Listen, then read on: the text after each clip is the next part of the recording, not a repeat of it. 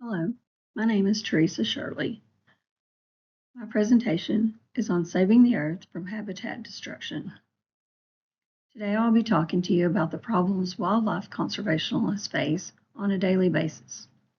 They spend many hours working to keep our resources safe, but they struggle to get the rest of the world on board to help. They work long hours, travel to many places, and put themselves in danger every day just trying to do their jobs.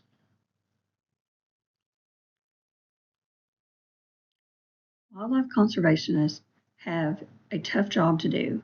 They face constant battles every day trying to get their jobs done. Things like natural destruction, human activities, pollution, climate change, resource depletion, poaching, lack of funding, and public awareness. All of these things make their jobs harder, and they get no help from a lot of people. Just like people, animals need homes too.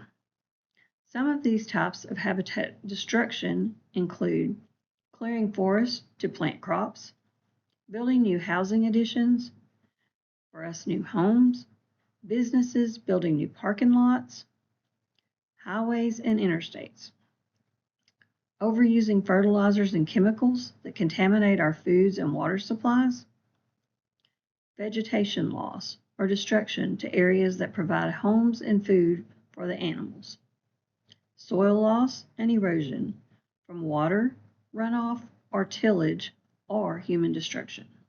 Trash, litter, and pollution that are scattered everywhere that is dangerous to the animals and their homes. These include only a few of the problems. Everyone should do their part in helping support conservation and saving the natural resources, our wildlife populations, and their homes.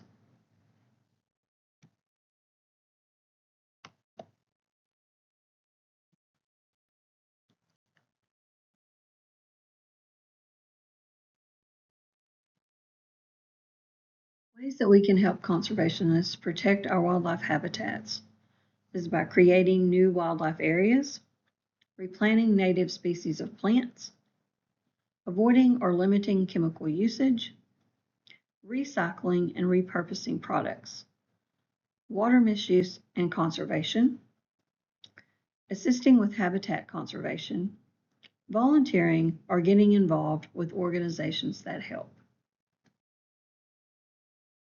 First is helping continue the growth of our nature. We can plant more trees and shrubs. These allow homes for all of the animals, big and small. Plant flowers and gardens. These bring in pollinators. Follow sustainable practices to help improve our environment. These resources all create homes for bees, pollinators, and all other types of wildlife. Next is chemicals and pollution. Water pollution is one of the first ones. Chemical usage on farms cause runoff into the water supplies. All of your fertilizers, pesticides, all of these things, they run off into our water supplies and just off into your plants and trees and all of these and cause harm to all of these things. Soil pollution, chemicals in our food that we eat. All of the pollution gets in the soil and then it grows as our plants and gardens and flowers and everything grows. These chemicals can get into those things and cause us problems. Air pollution, industrial chemicals in contaminating the air we breathe. All of your industries and power plants, all of your industrial sites, all of these things release lots of harmful chemicals in our air, our cars, the cars we drive, tractors, fuels, all of these things, they cause air pollution. Noise pollution from traffic, construction, and machinery. All of the new things being built, the traffic on the highways, all of the new construction going on, machinery that's operated, all of these things make noise and they interfere with our lives. They interfere with the animals. They may scare the animals. All of these things cause problems. Recycling. This will be our next step. Recycling saves wildlife and their habitats from dangerous toxins, plastics, and other obstructions. There's lots of things that we should recycle. You should recycle phones, computers, and electronics. Recycle paper, trash, cans, and bottles.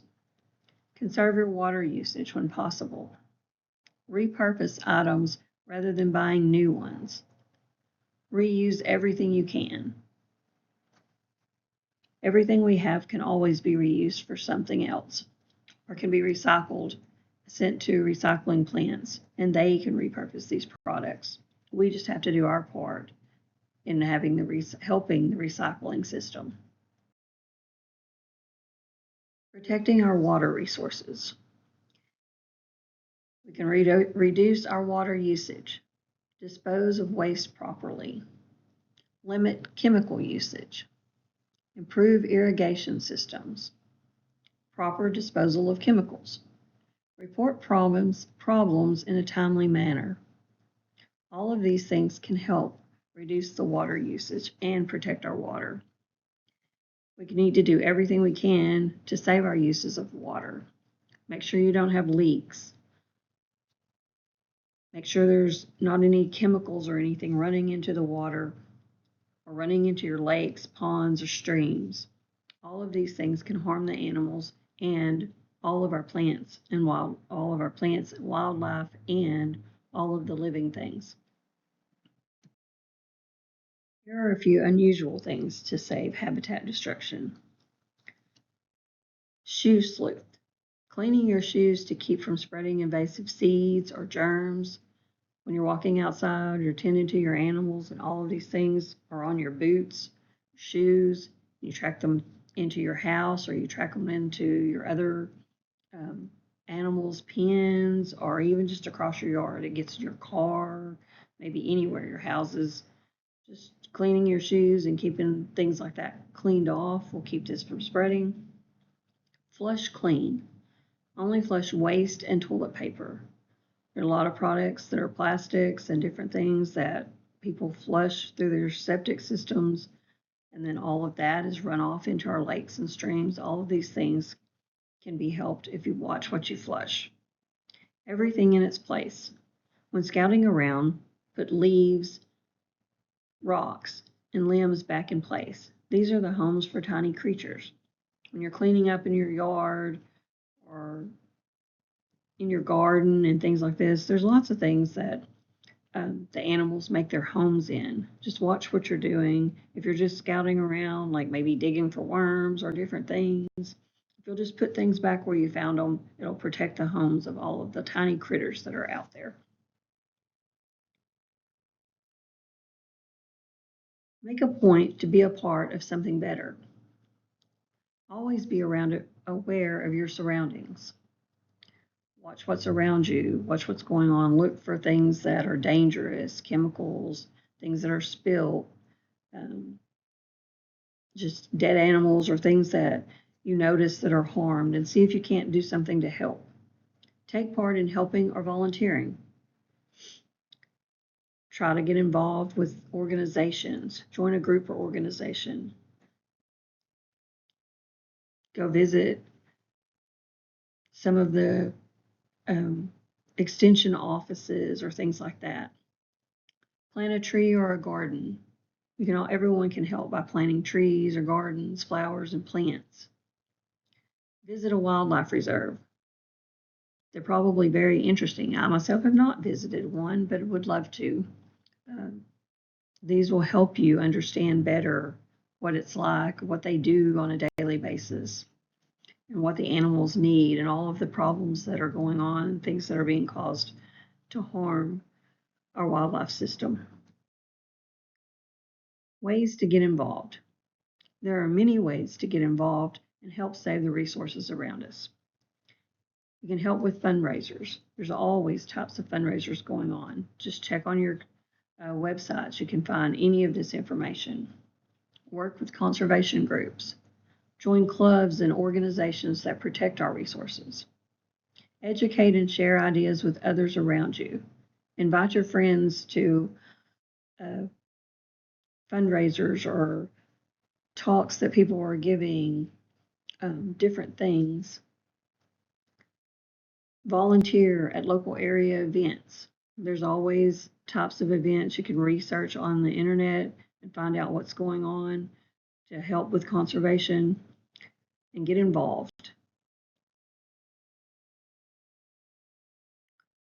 Organizations that help with habitat destruction.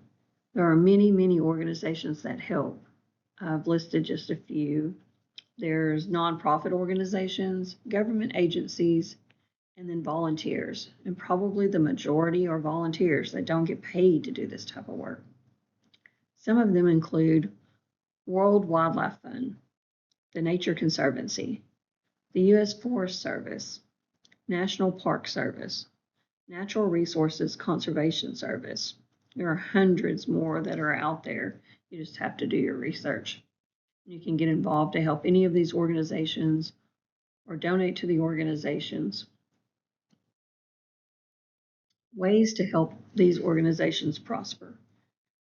Visit parks and wildlife reserves to keep them open. If we don't pay attention and we're not active with all of these organizations, there's not people helping or people concerned with what they're doing, all of these things will go away. They can't stay in business or continue to do what they do if they don't have the help of other people. Attend seminars and public speaking events to learn more. Just listen. Volunteer with nonprofit organizations. Help or work at a wildlife refuge, national or state parks. There are lots of jobs and lots of volunteer things that people can do to get involved with all of these organizations. Being involved keeps these organizations and the wildlife alive. They need our help to survive. The single biggest thing people can do to help conservationists is to live sustainably. Reduce, reuse, and recycle. These are the things that can help most of all.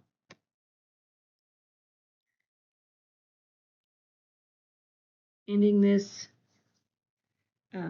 is my list of some of the resources that I used today with my presentation and some of the things that you can look up. There are lots more things you can look up, find out more information. Just be a part of all of this, get involved, try to do what you can to help.